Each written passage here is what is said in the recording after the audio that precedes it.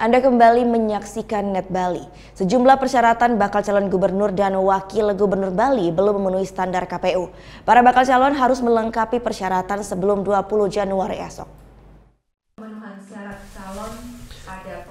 KPUD Bali umumkan hasil verifikasi persyaratan administrasi dan tes kesehatan bakal calon gubernur dan wakil gubernur pada Pilkada 2018.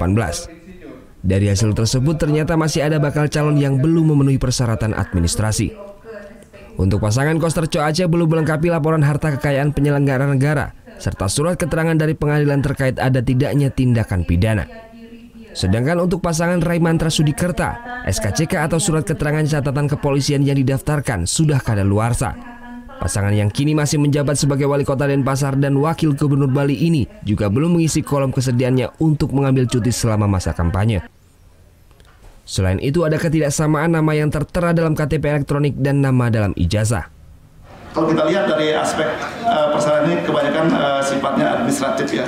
Jadi mudah-mudahan segera diurus. Jadi sekali lagi kami tunggu sampai tanggal 20 Januari 2018 pukul 24.00. Terkait adanya ketidaksamaan nama Rai Mantra pada akte kelahiran dan ijazah, pihaknya sudah memiliki surat keterangan yang menyatakan keabsahannya.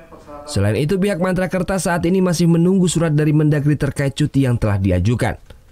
Rencananya tim pemenangan Mantra Kerta akan melengkapi segala kekurangan dokumennya pada hari ini. Yang dimaksudkan dengan ide bagus Rai Darmo Wijaya ini adalah sama orangnya ya, sama orangnya.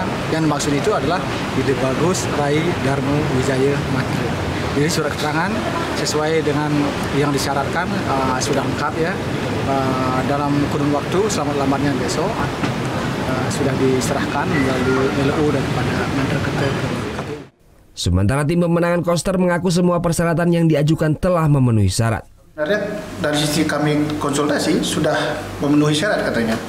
Namun ketika diteliti kembali oleh pihak KPU perlu ada tanda terima yang berbarcode. Ya.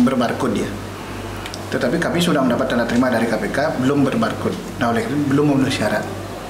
Tetapi pada saat itu juga hari ini kami sudah pegang semua data itu dan kami siap untuk menyerahkan ke KPU lagi.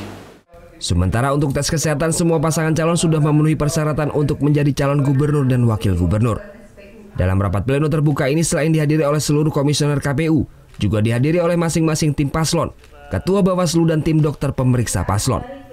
Surya Sanjaya melaporkan untuk NET.